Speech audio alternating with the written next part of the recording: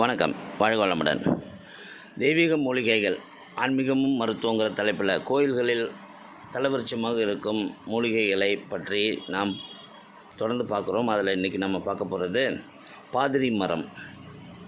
இந்த பாதிரி மரத்தை பற்றி ஏற்கனவே சில பதிவுகளில் நான் சொல்லியிருப்பேன். இப்போ மீண்டும் தெய்வீக மூலிகைங்கிற தலைப்பில் பார்க்கலாம். கோயில்களில் இறைவனுக்கு அடுத்ததாக தலவிருட்சங்கள் மிகவும் முக்கியத்துவம் பெறுகிறது.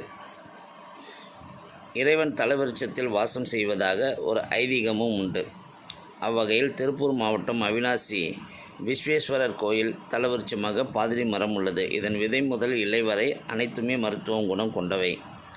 மூலிகை மருந்தாக பாதிரி மரம் தலவிருட்சமாக உள்ளதால் இக்கோயில்களுக்கு வருவதன் மூலம் நோய் தீரும் என்ற நம்பிக்கை இங்கு உள்ள மக்களுக்கு உள்ளது. சிவாலயங்களின் சிறப்பான அம்சமாக உள்ள வில்வ மரமும் இங்கு இந்த கோயிலில் இருக்குது. பிரம்மா, விஷ்ணு, சிவன் ஆகிய மும்மூர்த்திகள் வில்வ மரத்தில் வாசம் செய்வதாக ஒரு ஐதீகம் உண்டு.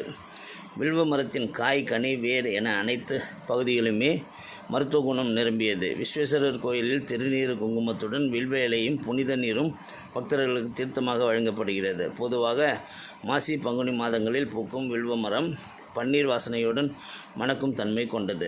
வில்வம் சிவனின் அம்சம். பிரியமான வில்வத்தை கொண்டு சிவனை அர்ச்சித்தால் இறைவனின் திருவருள் பெறலாம். இம்மரத்தை பூஜிப்பவர்களுக்கு அனைத்து வகையான நன்மைகளும் உண்டாகும். ஒரு வில்வ இலை கொண்டு இறைவனை துதிப்பது தங்க மலர்களை கொண்டு அர்ச்சனை செய்வதற்கு சமம் என்பது ஐதீகம். இந்த கோயிலில் கன்னிமூலையில் வன்னி மரம், சிவலிங்கம் போல் வடிவம் கொண்ட நாகலிங்க மரம், அம்மனுக்கு உகந்த வேம்பு போன்றவையும் இந்த சிவதலத்தில் இருக்குது. விஸ்வேஸ்வரர் கோயிலுக்கு பெரிய அளவில் நந்தவனம் முன்பு இருந்தது.